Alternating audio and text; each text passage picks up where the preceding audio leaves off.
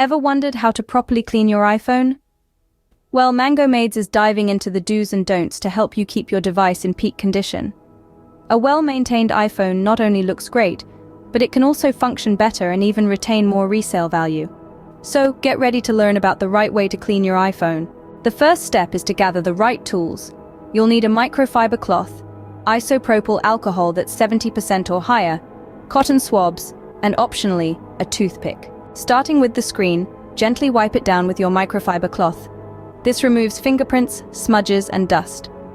Remember, avoid using paper towels or tissues as they can scratch the screen. Now move on to the charging port and other small openings. Carefully clean these with a cotton swab that's lightly dampened with isopropyl alcohol. Be gentle and avoid pushing the swab too far into the port to prevent damage. When it comes to the camera lens, use a clean, dry microfiber cloth to gently wipe it.